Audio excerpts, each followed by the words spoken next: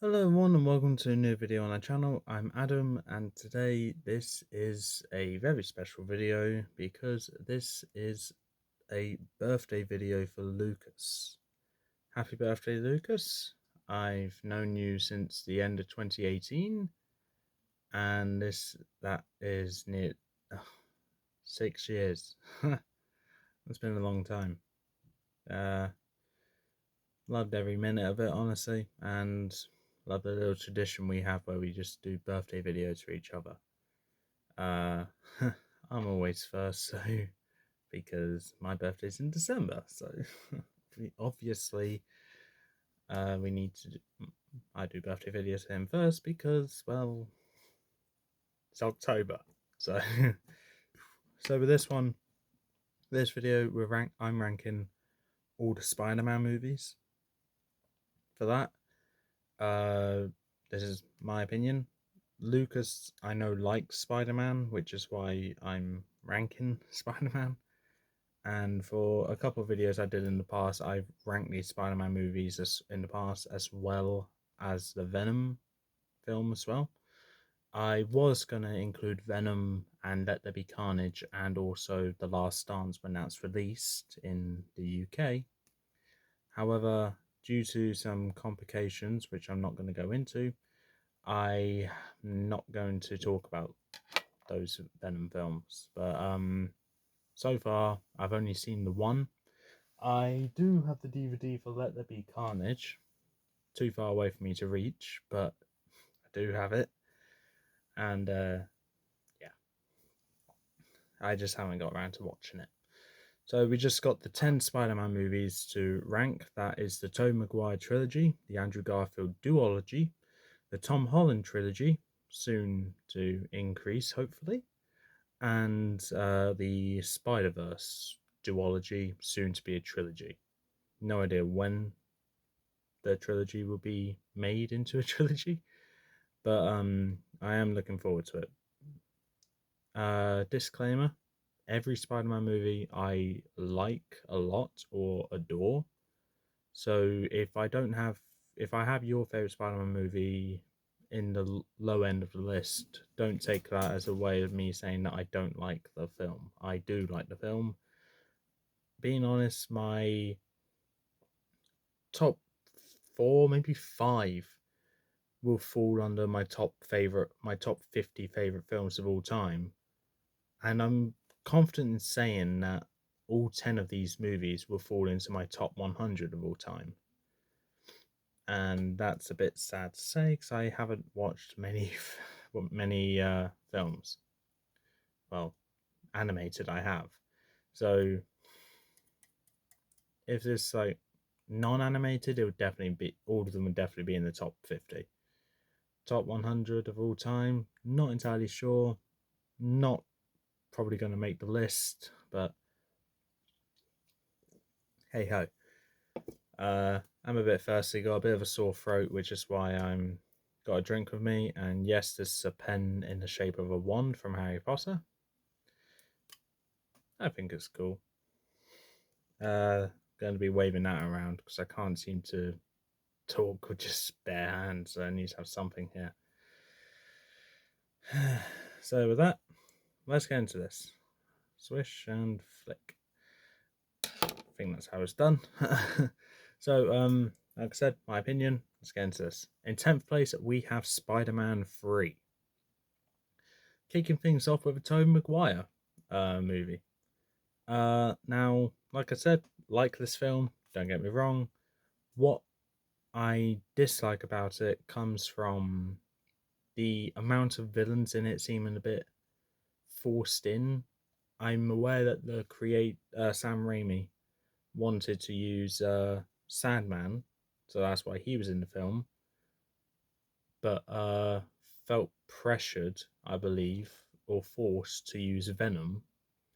And Green Goblin came in as well because popularity reasons, I'd assume. Ultimately, it was a film which I think Sam Raimi was not a fan of doing because the villain that he wanted to use was used along with a terribly CGI'd villain being Venom, and a discount greatest villain ever, being Green Goblin. Uh, Also, not really big fan of the whole Bully Maguire segment when Venom has taken control of Peter Parker, and that the annoying thing is that's the majority of the film. Uh, but it does have one of my favorite lines, being "You'll get this rent when you'll get your rent when you fix this damn door."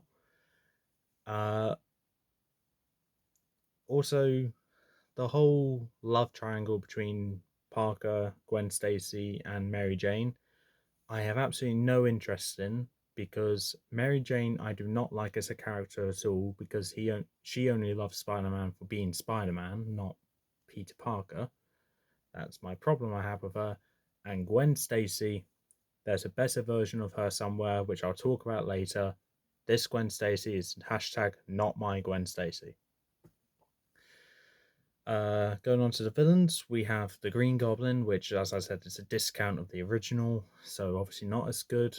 Kind of interesting, and the whole amnesia thing was a bit odd, but that kind of took the Green Goblin out of the film and only brought him back to be a partner against Peter Parker. Kind of weird how that rhymed. And then die 10 minutes later.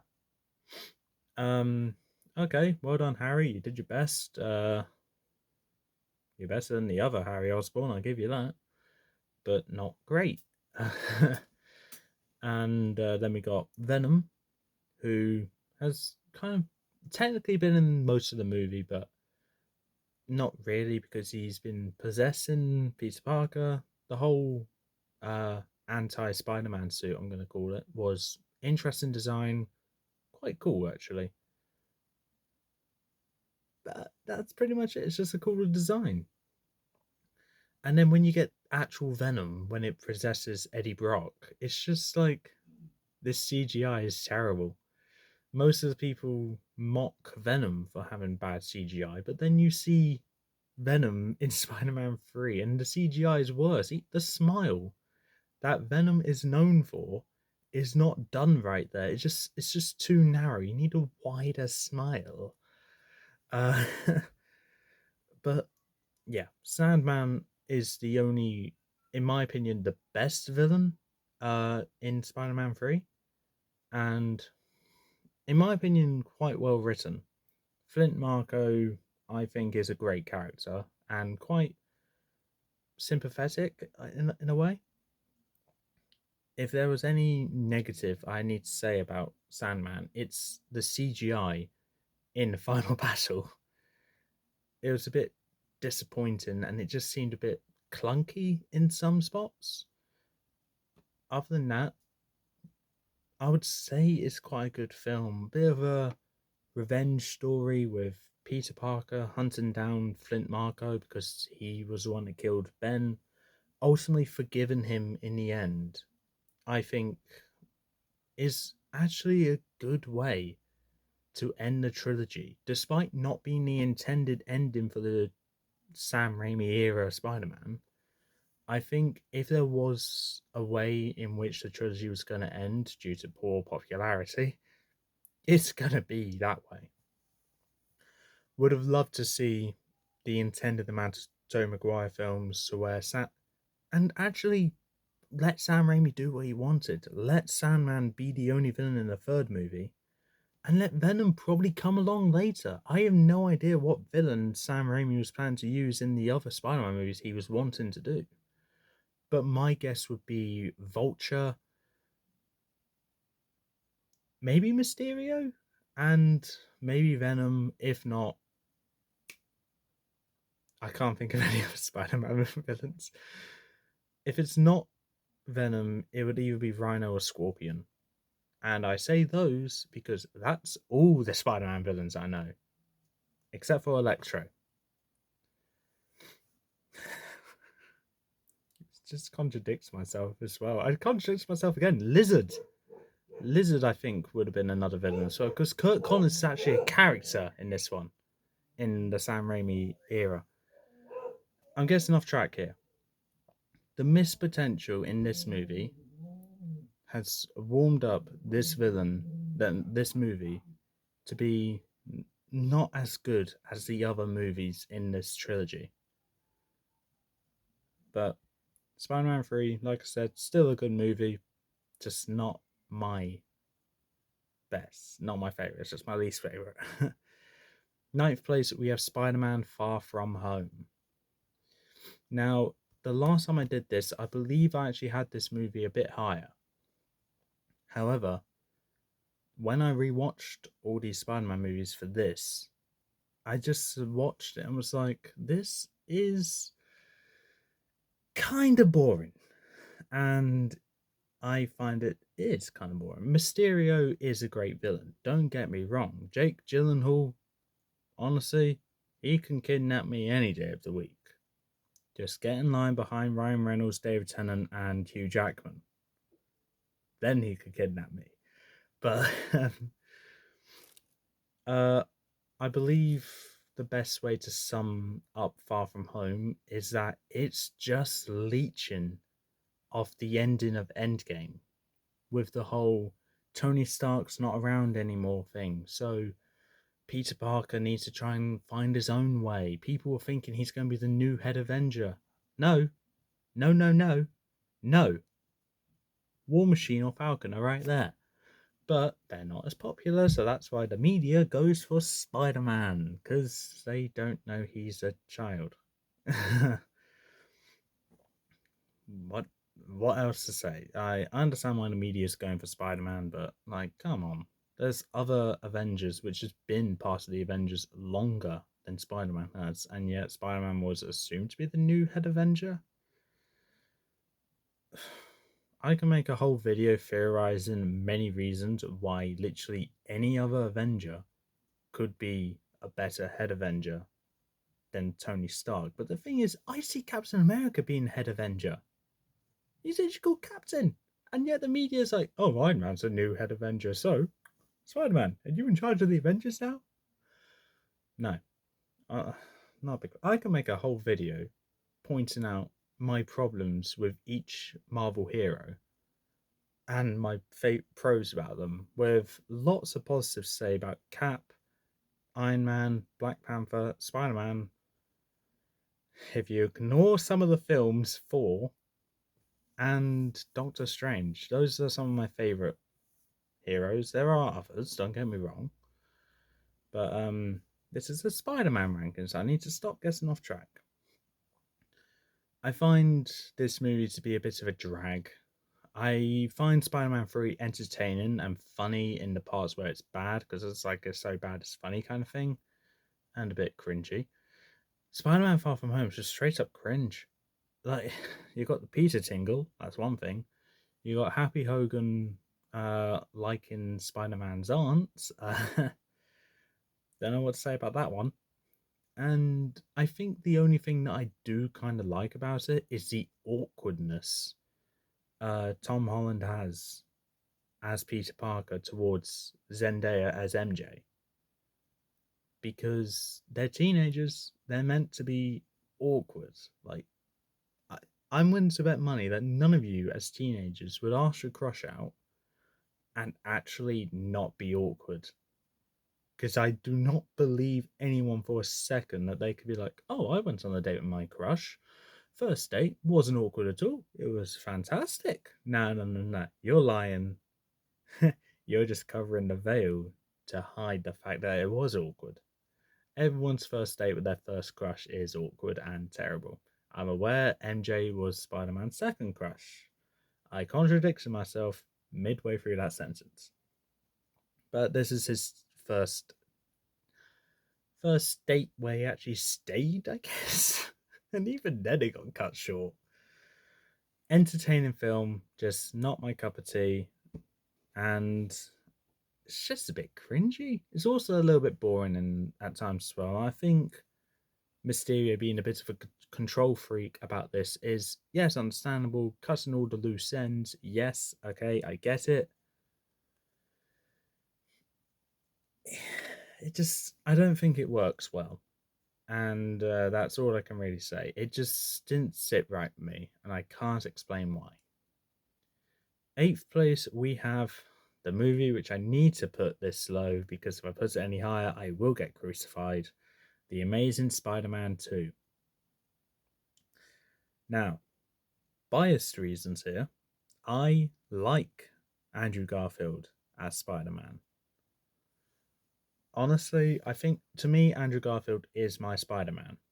So to say that his second movie and his last movie is the worst Spider-Man movie, I physically can't say that because I don't believe it. Spider-Man 3 was cringy and bad CGI at times. I'm aware the Amazing Spider-Man 2 had some bad CGI, but not noticeably bad. And then, yes, Amazing Spider-Man 2 suffers from the same problem that Spider-Man 3 suffered from, which is a multitude of villains. You got Rhino, Green Goblin, and Electro in this one. Green Goblin, terrible. I'm just going to straight up say terrible. Kind of interesting, but no. Like I said, you can't beat the original.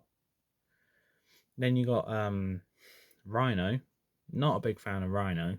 Never been a big fan of Rhino. It's just a case of a very talented actor shouting into the camera in a Russian accent. Russian accent, don't have a problem with, but shouting. I could barely understand what you're saying. And then you got Electro. Honestly, in this movie, he's okay. He's the best villain in this movie, which is saying a lot, really. But I personally believe that the whole backstory to Max Dillon is a bit depressing and relatable at times. But I wouldn't say. Okay, first of all, how he became Electro is confusing. Understandable, but confusing. And then you got the whole he has a problem with Spider-Man because he had trouble remembering his name, which was shown to be at least a few months from when he saved him to when he became Electro, so how can you expect him to remember? Not to mention he was in a rush, so you can't expect him to remember a name. But anyway, and then there was like Andrew Garfield did one thing, and suddenly all the cameras in Times Square went from Electro to Spider-Man, and the crowd naturally decided to diss Electro, and Electro takes his anger out on Spider-Man. I know what the problem is. Electro just has a nasty temper. That's all the problem is. He just has a bad temper. And that can be sorted. You just need therapy. But anyway, the villains aren't the main focus here. The main focus in this movie is the relationship between Peter Parker and Gwen Stacy. The better Gwen Stacy, might I add. What I need to say about these two is that Gwen Stacy actually loves Spider-Man for being Peter Parker, not Spider-Man for being Spider-Man, not Peter Parker for being Spider-Man. No, it's Peter Parker for Peter Parker for being Peter Parker. That's what I like about this Gwen Stacy. Not to mention, she seems to have this kind of I don't know how to explain it. Like, she seems to almost not really care that Peter Parker is Spider-Man, because at the end of the day, Peter Parker is just trying to defend the city, but also trying to have his personal life with Gwen Stacy, and Gwen Stacy is completely fine with that. And it does end. They do break up in this movie, which depressing, but we haven't got to the most depressing part yet. Fast forward through that, they do have a bit of a conflict back and back where they're like, oh, do we want to be together? Do we not be together? Back and forth. And then it comes to the ultimate conclusion where they want to stay together. And that's when the final battle kicks in. They go to a clock tower, and Gwen Stacy falls. And Peter Parker is just a bit too slow. And it was referenced in No Way Home, where after that, Peter Parker, obviously Andrew Garfield's Spider-Man, just stopped pulling punches. So this hints that he was like ruthless, bloodthirsty. In fact, I'm willing to bet this Spider-Man actually did kill because he just didn't care anymore. His personal life is gone.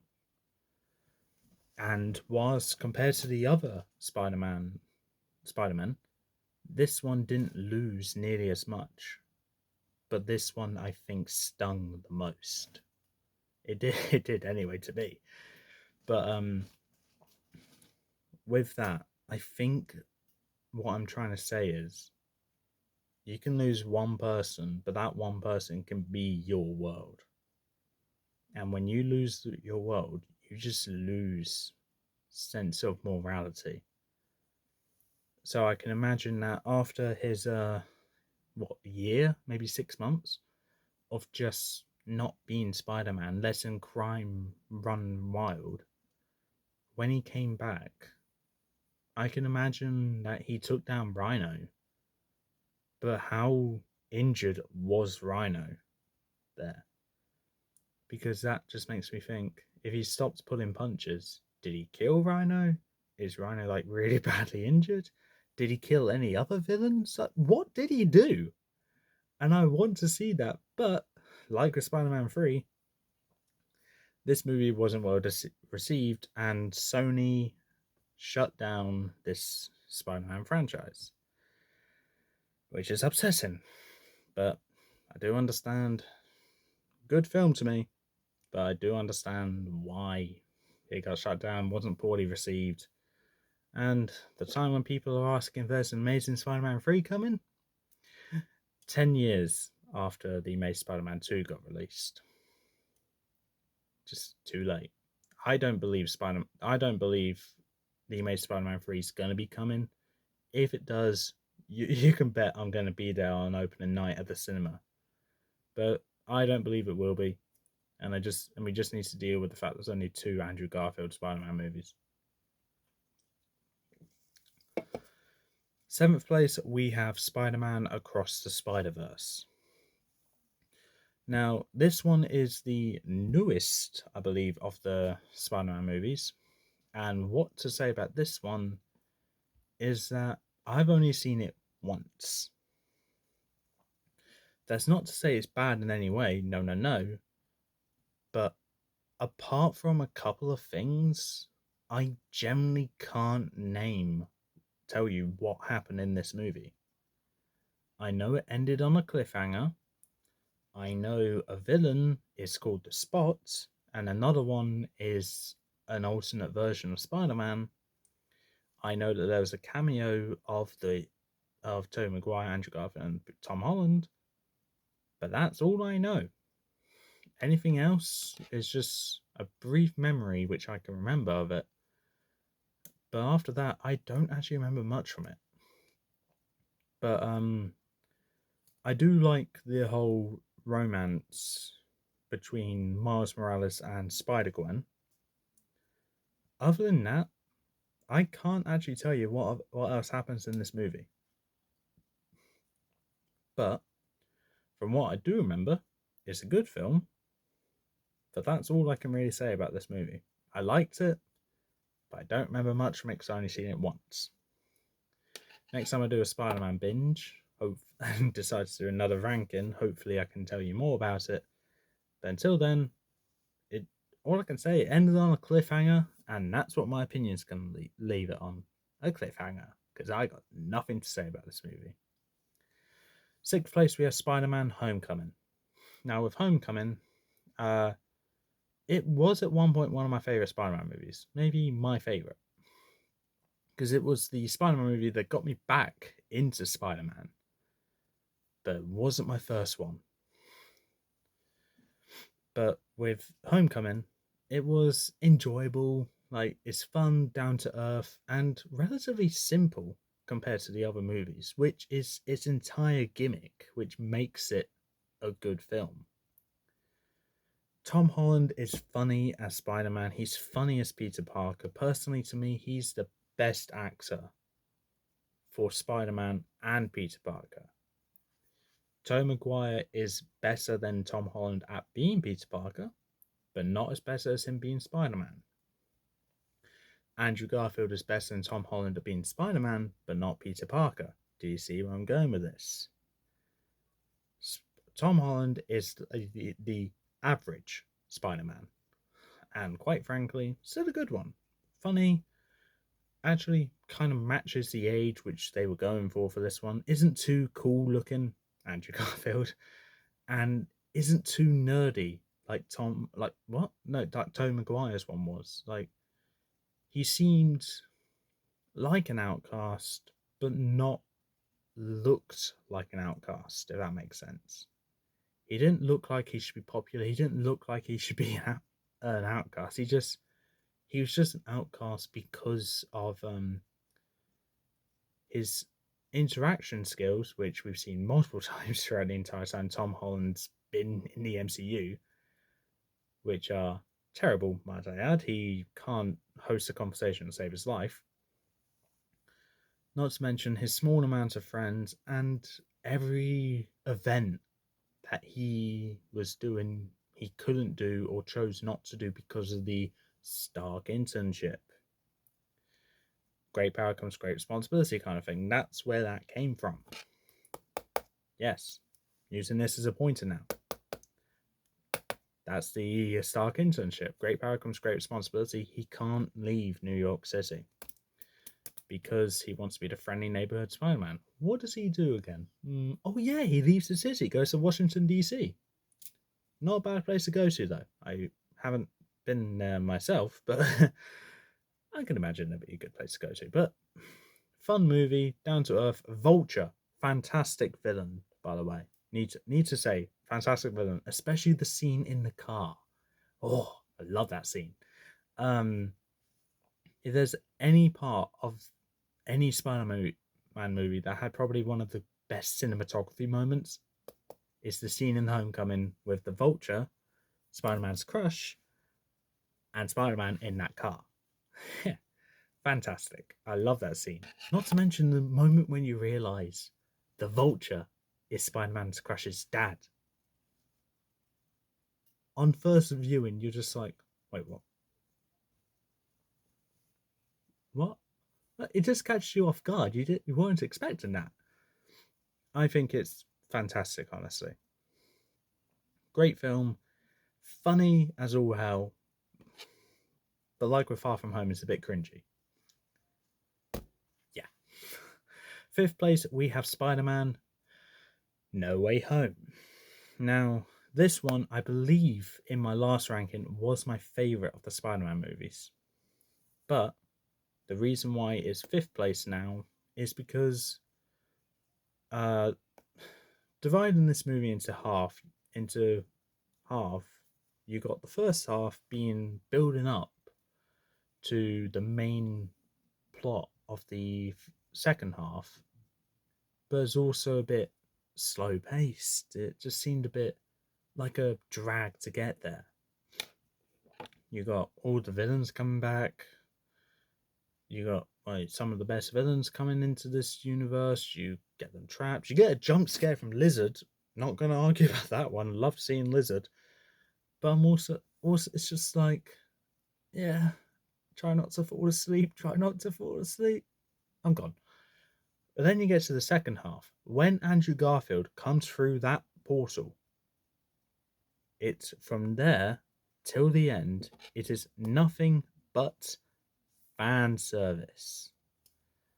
Literally, everything after that is just what anyone can wish for. Just straight up fan service. Like anything that you can possibly imagine that you'd want to happen in a Spider-Man movie, it happens in this one. This was what the this is what the MCU decided to build up the previous Spider-Man movies up to because they didn't end properly. And hold on, it seems to have such a good final battle that I may or may not have bought the Lego set for it. So you got the Statue of Liberty with the final battle coming everywhere. Some of it isn't actually accurate to what actually happened in the movie, but I would say it's a close rendition. You do have all 5 villains here. You have the 3 Spider-Men, and you got the Amazing Spider-Man jumping to catch MJ, which is my favourite part of the movie, where Andrew Garfield's Spider-Man actually catches MJ. And like with most fans that probably seen the movie, when they seen that scene for the first time, I got emotional like Andrew Garfield did, because he'd proven that he can do it and that he's worthy of being Spider-Man. Fantastic moment, and honestly, one of the best final battles. There's only one final battle in the entire MCU that I think tops that one. And we all know what that is, because that one's also fan service. Endgame. Overall, though, No Way Home, fantastic film. Anything negative to say? It's just the first half being a bit of a slog, but you got Doctor Strange. Everyone loves Doctor Strange, unless you don't like Doctor Strange, then in which case, fair enough. But I disagree. So moving on, 4th place we have Spider-Man 1. Yeah. So the original Spider-Man movie, the one that started it all, as you might say, is great film. Don't get me wrong, fantastic, funny in some points, and weirdly the one where I see the most memes about.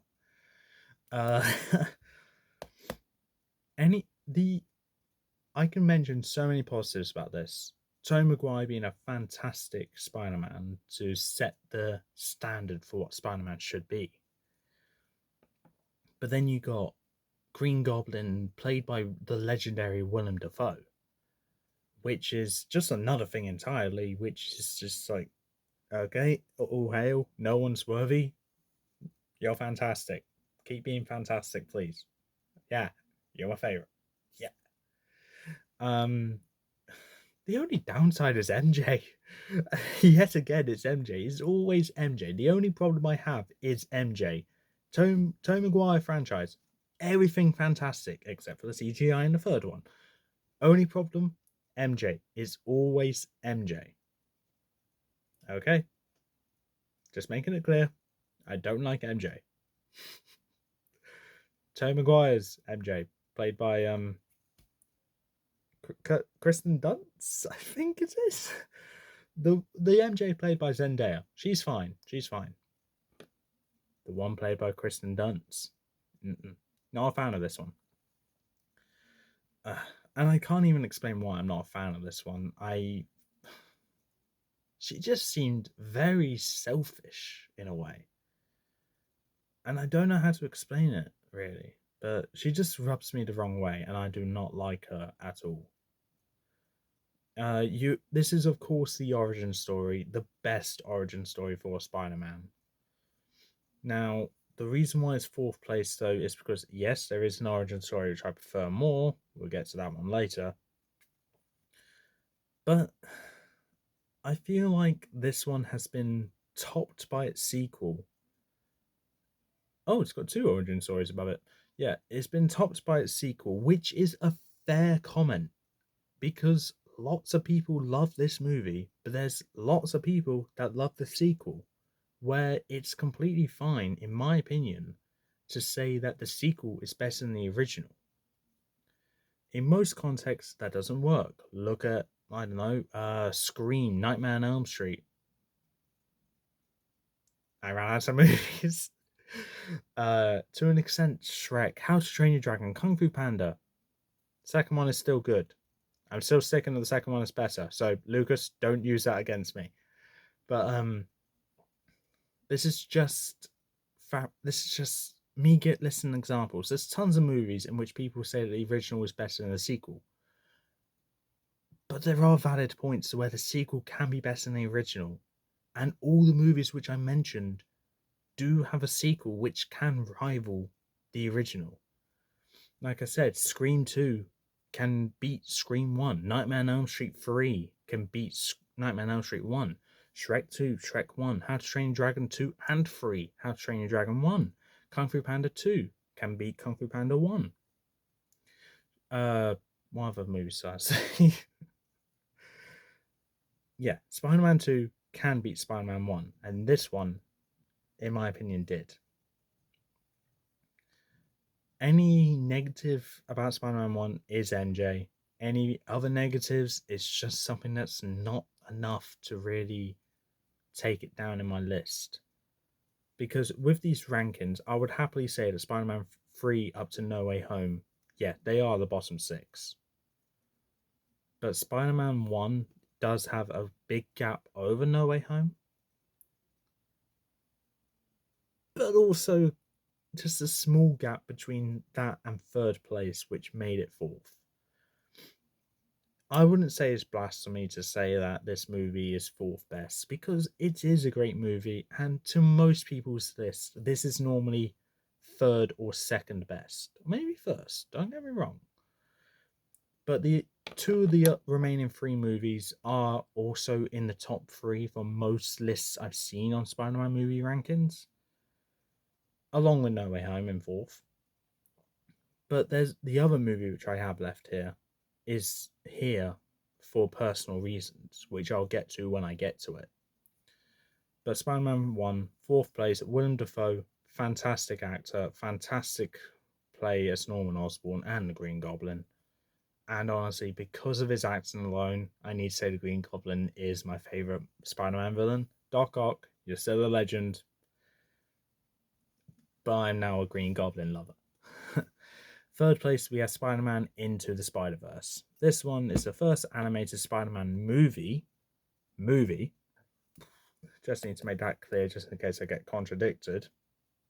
Because I know what some people are like, especially the ones that message me after seeing a video if I make a mistake. You know who I'm on about. So, just making that clear. First Spider-Man movie that's animated. Spider-Man Into the Spider-Verse focuses around Miles Morales and kind of like the death of Peter Parker. It's a great movie, introduces one of my favorite characters, actually being Spider-Gwen.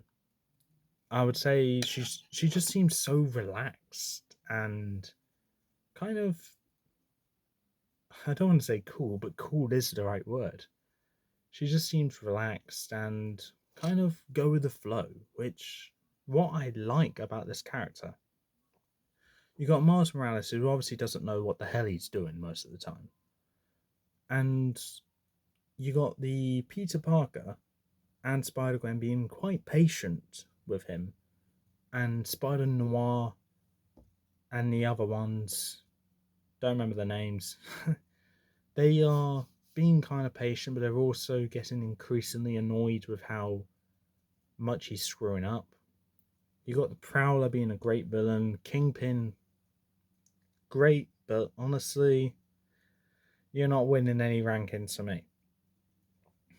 Then you got Liv, just gonna call her Liv, but being an okay substitution for another better villain, but we'll deal with that one later.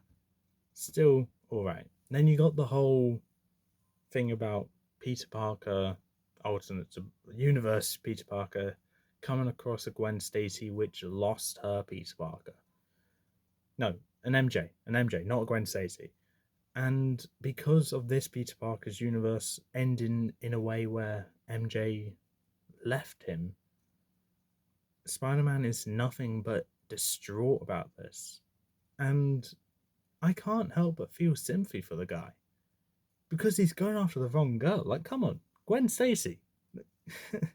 Not biased at all, I promise. But I do understand that with the Marvel comics, MJ is Spider-Man's girlfriend.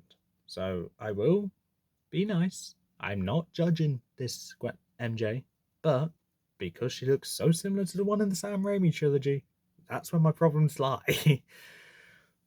But Into the Spider-Verse, great movie, fantastic animation. Honestly, it really shows how far animation has come. Especially with the first fully CGI movie being Toy Story, the first fully animated movie being Snow White and the Seven Dwarfs. Compare those two films, the first of a certain aspect, to Spider-Man Into the Spider-Verse, and you can see how far animation has come from 1937, 1995, all the way to 2018.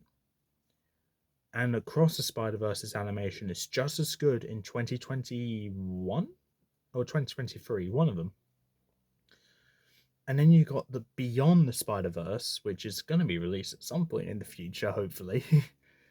Which the animation should be better. If the animation is like this now, what's it going to be like in 10 years? When Snow White and the Seven Dwarfs reaches 100 years old, what's animation going to look like? You can't help but be intrigued about that. This is the kind of stuff which is just like, hold on, I gotta see this. Like, I want to see this. So I'm persevering for this. Like, I do want to see how far animation can go. Animation is my forte. I love animation. Can't do it for the life of me though. But anyway, Into the Spider-Verse, fantastic movie. If you haven't seen it, please watch it. You will not be disappointed. Second place, we have. I'm gonna get crucified for this, so I might get hung for this. So I'll get the noose ready for you guys when you decide to hunt me down. But second place is Spider-Man 2. Obliviate? So please forget that. Anyway, Spider-Man 2, great movie, fantastic movie, almost perfect. Don't get me wrong. One problem. One singular problem with this, okay? One problem with this movie. Okay? We know what the answer is. It's MJ. It's always MJ. Don't get me wrong, it's always MJ. MJ is the problem. And in this one, oh, the main problem I have with her is that she feels like she doesn't seem to be appreciated by Tobey Maguire's Peter Parker. No, she is being appreciated, but just because he is trying to help with her problems by relating it to some of his problems, but not making it seem like his problems are worse. He never has mentioned that his problems are worse than hers. He just compares it to his, so then they can try and relate on something so he can try and help. It's so simple. Oh my god, I actually get visibly frustrated watching MJ. It is so annoying. And then you got the whole scene at the end where MJ finds out who Spider-Man is, and then suddenly she likes Peter Parker again. Can't show that hand symbol. I really can't. And then you got that scene where she ditches her wedding for Peter Parker. What a fantastic ending, and what a start of a downward spiral for Peter Parker. Oh, sorry, did I say that part out loud? Yeah, sorry. That ending I do not like. Where MJ just runs away from the wedding to be with Peter Parker. Good for Peter Parker, don't get me wrong. But if he knew what kind of hell was coming from in Spider-Man 3, I think he would have done the right thing and just like toss her aside. I'm showing too much hate to MJ, and I'm not apologetic about this. Okay, good things. One, Harry Osborn showing a steady decline in insanity for the fact that he thinks Spider-Man killed his dad. Yeah, okay, that's fine. Fantastic writing, by the way. Don't get worse in the sequel. Oh, damn, you did. Okay, never mind. Oh, what, an amnesia? Really? Okay, I'm going to be dissing Spider Man 3. Don't get me wrong. But that's because Spider Man 2 is just so much better. And then, okay, that's one good thing. Another good thing, the scene on the train. Honestly, if there's any scene in Spider Man which is iconic that does not include Spider Man swinging on his webs, it is the scene on the train where he's trying to stop it and then gets carried by the citizens of New York, where they see his identity. And what do they say? He's just a kid, no older than my son. But then there's also, we won't tell anyone, your secret's safe with us. That's New York right there. Haven't been to New York, but I wish I was there for that. Fantastic. Really hard to watch my language for this. Yeah, but another fantastic scene. And then the best part of this movie. The best part of Spider Man 2. Spider Man 2. Best part of number 2 on my ranking. It is Dr. Otto Octavius. Doc Ock for sure, but fantastic character. Fantastic. Fan flipping tastic. Dressed to the 10, well, dressed to the 9s, because that's how the phrase goes, but 10 out of 10 character. Fantastic. He will not die a monster. I love that little redemption he had, where he realized he's in the wrong. But the thing is, though, the thing that I like the most about him is that because of that, because of the realization in which Doc Ock realized that he is going to destroy the world and this is not what he actually wants to do anymore, he takes himself out as well as the power of the sun. So, with that, theoretically, Tobey Maguire would not have beaten Doc Ock. I don't care what you say, but if Tobey Maguire only used words to convince Doc Ock to stop this, and he loses his own life in the process, did Spider-Man actually kill Doc Ock? No, Doc Ock killed himself. And that's what I like about Doc Ock. Spider-Man couldn't beat him, and I don't care what you say. But yep, Spider-Man 2, fantastic movie. 10 out of 10. Second place. First place, Noose is getting ready. Needs to learn how to tie one first. But The Amazing Spider-Man 1 is my favorite Spider-Man movie. Okay, and I got one very simple word to explain why this movie is my number one. You ready? Say it with me. 3, 2, 1. Nostalgia. Yeah, nostalgia is the reason why The Amazing Spider-Man 1 is my favorite movie of the Spider-Man franchise. And it just boils down to everything seeming to be perfect for this movie. The CGI is a bit bad in some places. I won't argue. Yeah, I will agree. But Andrew Garfield, I think, is a fantastic Spider-Man. A good Peter Parker as well. Just looks a bit too cool. I won't argue with that. But he's also so funny. You got the scene on the subway where he just got bitten by the spider, where he learns that he has his powers, and he just beats up a bunch of people on the subway, and the entire time he's like, "Oh, I'm so sorry. Oh, I'm so sorry. Oh, please, I don't want to do this as much as you don't want to do this." Like he's actually just apologetic about all this. And then you got the scene where he's learning how to make the web, and then you got the look, which I actually do every now and then, where he's just like looking so intently at the web, which is fantastic. You also got the origin story with Uncle Ben. I won't get into that. Spider-Man 1 did do it better. I'll give you that.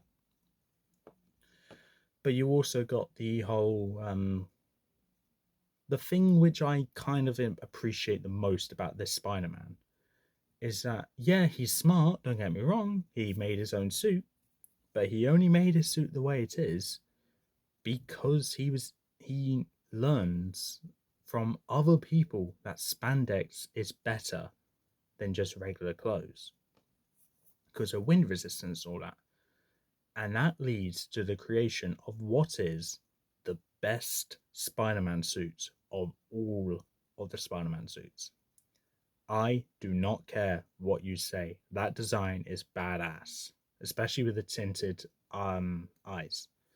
Where it's not white. No, no white. Come on, it's just tinted like sunglasses. That's fantastic. You also got Lizard being a great villain, in my opinion, and Rhys Ifans does a great job as Dr. Kurt Connors.